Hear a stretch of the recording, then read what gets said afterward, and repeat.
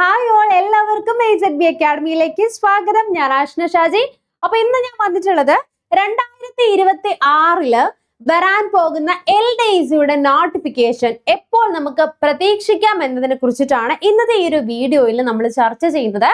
And നിങ്ങൾക്കറിയാം, recent ആയിട്ട് നമുക്ക് LDC കേരള PSC പരീക്ഷകളുടെ ഏജ് ലിമിറ്റ് ഒക്കെ എന്ത് ചെയ്തിട്ടുണ്ട്, ഇൻക്രീസ് ചെയ്തിട്ടുണ്ട്.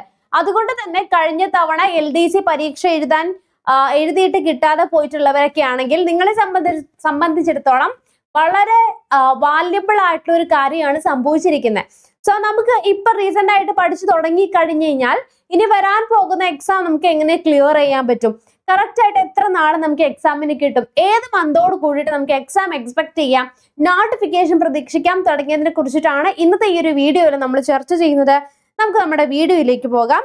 അപ്പോൾ ലാസ്റ്റ് ആയിട്ട് നമുക്ക് കാറ്റഗറി നമ്പർ 503/2023 ഓക്കെ, അപ്പൊ നമുക്ക് നോട്ടിഫിക്കേഷൻ വന്നിട്ടുണ്ടായിരുന്നതാണ്. ആൻഡ് ഇതിന് അപേക്ഷിക്കാനായിട്ടുള്ള ലാസ്റ്റ് തീയതി എന്ന് പറഞ്ഞു കഴിഞ്ഞാൽ എന്തായിരുന്നു? ജനുവരി 1 2024 ഈ ഒരു പരീക്ഷയ്ക്ക് അപേക്ഷിക്കാനായിട്ടുള്ള അവസാനത്തെ തീയതി എന്ന് പറയുന്നത്. ഓക്കെ, അപ്പോ നമ്മളെ സംബന്ധിച്ചിടത്തോളം എന്താണ് ഈ വരാൻ പോകുന്ന LDC പരീക്ഷ എന്ന് പറയുന്നത്? ഒരു പരീക്ഷ കഴിഞ്ഞാൽ ഈ ഒരു നമുക്കറിയാം, ഒരുപാട് ഓരോ ജില്ലാതല അടിസ്ഥാനമാക്കിയിട്ടാണ് നമുക്ക് ഈ ഒരു പരീക്ഷ നടത്തുന്നത് അല്ലെ. അതുകൊണ്ട് തന്നെ അത്യാവശ്യം നല്ല രീതിയിലുള്ള വേക്കൻസീസും നല്ല രീതിയിലുള്ള നിയമനങ്ങളും അപ്ഡേറ്റ് ആയിട്ട് പോയിക്കൊണ്ടിരിക്കുന്നതാണ്. അപ്പൊ ഇപ്പോൾ നമുക്ക് നിലവിൽ ഇലക്ഷന്റെ ഒക്കെ കാര്യം കൊണ്ടാണ് നമുക്കൊരു ഡിലേ വരുന്നത് എങ്കിൽ കൂടി ഇതിനുശേഷം നമുക്ക് അപ്ഡേറ്റ് ആയിട്ട് പെട്ടെന്ന് തന്നെ എന്ത് ചെയ്യുന്നുണ്ട്, നിയമനങ്ങളൊക്കെ വരാനുള്ള ഒരു സാധ്യതയുണ്ട്. സോ നമ്മൾ അറിയേണ്ടത്, ഒരു പരീക്ഷ കഴിഞ്ഞാൽ 3 വർഷമാണ് അടുത്ത ആ പരീക്ഷയുടെ റാങ്ക് ലിസ്റ്റ്. എല്ലാത്തിന്റെ അല്ല, ചിലതിന്റെ വ്യത്യാസമുണ്ട്. അപ്പൊ LDC പരീക്ഷയ്ക്ക് നമുക്ക് 2024 അവസാനം നോട്ടിഫിക്കേഷൻ വന്ന് ഇതിനു മുൻപ് നടന്ന പരീക്ഷ എന്ന് വെച്ച് കഴിഞ്ഞാല് ഒരു പ്രിലിംസ് എക്സാം ഉണ്ടായിരുന്നു, അതിനെ ബേസ് ചെയ്ത് മെയിൻസ് എക്സാം ഉണ്ടായിരുന്നു. നമ്മൾ ടൈം ഒക്കെ ഒരുപാട് എന്തായിട്ടുണ്ട്, പോയിക്കൊണ്ടിരുന്നതാണ്. പക്ഷെ ഇപ്പൊ എങ്ങനെയാന്ന് വെച്ച് കഴിഞ്ഞാൽ നമുക്ക് ഒരൊറ്റ എക്സാമേ ഉള്ളൂ, ഒരൊറ്റ മെയിൻസ് എക്സാം ആണ് ഉള്ളത്. അപ്പൊ ഈ വർഷം നമുക്ക് നോട്ടിഫിക്കേഷൻ വന്ന് പെട്ടെന്ന് തന്നെ ഒരൊറ്റ മെയിൻസ് എക്സാം നടന്ന് നമുക്ക് പരീക്ഷ ജോലിയിലേക്ക് കയറാനായിട്ട് റാങ്ക് ലിസ്റ്റ് വന്നു കഴിഞ്ഞ് കഴിഞ്ഞാല് പെട്ടെന്ന് തന്നെ നിയമനം ലഭിക്കുന്ന ഒരു നല്ലൊരു പോസ്റ്റ് തന്നെയാണ് LDC എന്ന് പറയുന്നത്. അപ്പൊ നോക്കിക്കഴിഞ്ഞാല് നമുക്ക് ഈ ഒരു പരീക്ഷ എല്ലാം കഴിഞ്ഞ് ഓഗസ്റ്റ് മാസം 1-ാം തീയതി ഞാനിവിടെ എടുത്തിട്ടുണ്ട്. നമുക്ക് എഫക്റ്റീവ് വന്നിട്ടുണ്ടായിരുന്നത് ഓഗസ്റ്റ് 1, 2025 ഈ കഴിഞ്ഞ പരീക്ഷയുടെ റാങ്ക് ലിസ്റ്റ് വന്നിട്ടുണ്ടായിരുന്നത്. ഇതിന് 3 വർഷത്തെ കാലാവധി ഉണ്ട്. അതായത് 1/8/2028 ആകുമ്പോഴത്തേക്കും ഈ ഒരു റാങ്ക് ലിസ്റ്റിന്റെ കാലാവധി എന്ത് ചെയ്യാൻ പോവാണ്, അവസാനിക്കാൻ പോവാണ് അല്ലെ.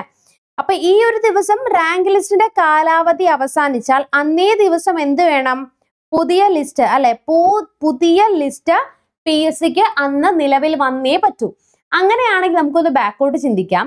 ഇപ്പൊ നമ്മൾ നിൽക്കുന്നത് 2026 ഏപ്രിൽ മന്ത് ആണ് അല്ലെ. അപ്പൊ 2026 ഒരു നവംബർ മാസം ഡിസംബർ മാസത്തിലോട് കൂടിയിട്ട് നമുക്ക് നോട്ടിഫിക്കേഷൻ വന്ന് 2027 ഒരു പകുതി ആകുമ്പോഴെങ്കിലും എക്സാം കഴിഞ്ഞ് 2028 എന്ത് വേണം, നമുക്ക് എല്ലാ വെരിഫിക്കേഷനും എല്ലാം കഴിഞ്ഞ് നമ്മുടെ പുതിയ റാങ്ക് ലിസ്റ്റ് എന്ത് ചെയ്യണം, നിലവിലേക്ക് വരണം അല്ലെ. അപ്പൊ നമ്മുടെ മുന്നിൽ ഇനി കിടക്കുന്നതെന്ന് വെച്ച് കഴിഞ്ഞാൽ വളരെ ചുരുങ്ങിയ ദിവസമാണ്. അപ്പൊ ഇവിടെ നിങ്ങൾ നോക്കിക്കഴിഞ്ഞാൽ നമുക്കിപ്പോ അഡ്വൈസ് ലിസ്റ്റ്, ഇതിപ്പോ ഞാൻ എടുത്തിരിക്കുന്നത് ഏപ്രിൽ 6-ാം തീയതിയിലുള്ള അഡ്വൈസ് ലിസ്റ്റ് ആണ് എടുത്തിരിക്കുന്നത്. അപ്പൊ നിലവിൽ ഇപ്പം ഇത് എറണാകുളം ജില്ലയുടെയാണ് പറഞ്ഞിരിക്കുന്നത്. അപ്പൊ ലാസ്റ്റ് അഡ്വൈസ് പോയിരിക്കുന്നത് മാർച്ചിലാണ്. നിലവില് എത്രയാണ്, 81ഓളം ഓക്കെ അഡ്വൈസ് നമുക്ക് ഇവിടെ നിന്ന് പോയിട്ടുണ്ട്. നോക്കിക്കഴിഞ്ഞാൽ 81 അഡ്വൈസ്, ടോട്ടൽ അഡ്വൈസ് ആണ് എറണാകുളം ജില്ലയിൽ നമുക്ക് പോയിട്ടുള്ളത്.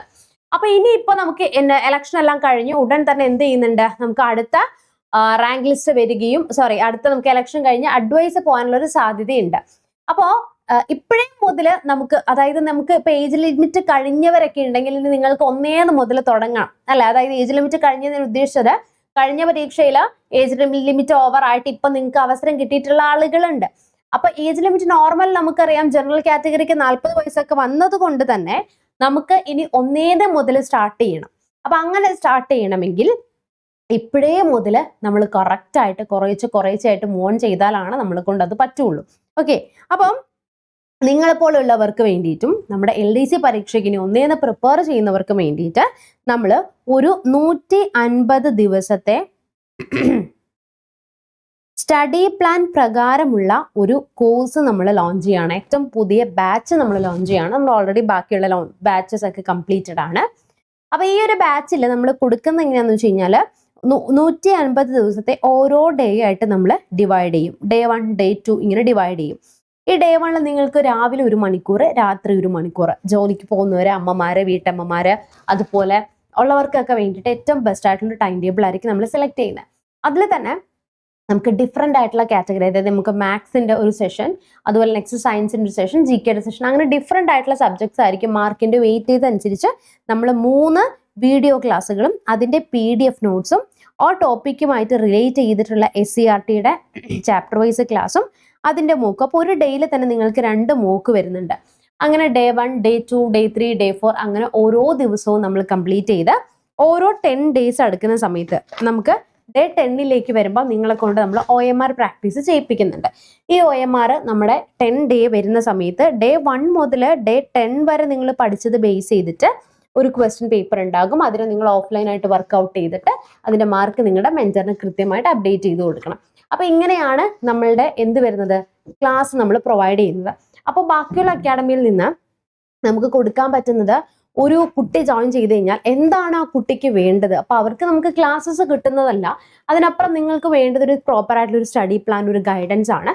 അപ്പോൾ അതാണ് എന്ത് ചെയ്യുന്നത്, AZB അക്കാഡമി നിങ്ങൾക്ക് വേണ്ടി പ്രൊവൈഡ് ചെയ്യുന്നത്. അപ്പോൾ നിങ്ങൾക്ക് നമ്മൾ ക്വാളിറ്റി ബേസ് ആയിട്ടും കണ്ടന്റ് ബേസ് ആയിട്ടുള്ള 100% നമ്മൾ ഗ്യാരണ്ടി പറയുന്ന ഒരു കോഴ്സാണ്. അപ്പോൾ ഈ കോഴ്സിനെ കുറിച്ച് അറിയാനായിട്ട് താഴെ കാണുന്ന നമ്പറിൽ നിങ്ങളൊന്ന് വിളിക്കുക. ഇപ്പോഴേ മുതൽ നിങ്ങൾക്കൊരു 1 hour രാവിലെ വൈകിട്ട് ഒരു 1 hour സ്പെൻഡ് ചെയ്ത് പോവുകയാണെങ്കിൽ നിങ്ങൾക്ക് സിമ്പിളായിട്ട് ഈ എക്സാം ക്രാക്ക് ചെയ്യാനായിട്ട് പറ്റുന്നതാണ്. അപ്പം ബേസ് മുതലുള്ള ക്ലാസ്സസ് നമ്മൾ പ്രൊവൈഡ് ചെയ്യുന്നുണ്ട്. അപ്പം നിങ്ങൾക്ക് എന്തെങ്കിലും സംശയങ്ങളുണ്ടെങ്കിൽ കമൻറ്റ് ബോക്സിൽ ഒന്ന് കമൻറ്റ് ചെയ്യാം. അപ്പോൾ കോഴ്സിനെ കുറിച്ച് അറിയാനായിട്ട് താഴെ കാണുന്ന നമ്പറിൽ ഒന്ന് വിളിച്ചാൽ മതി. അപ്പോൾ നമുക്ക് നെക്സ്റ്റ് ഒരു വീഡിയോയിൽ വീണ്ടും കാണാം. Till then, bye and thank you.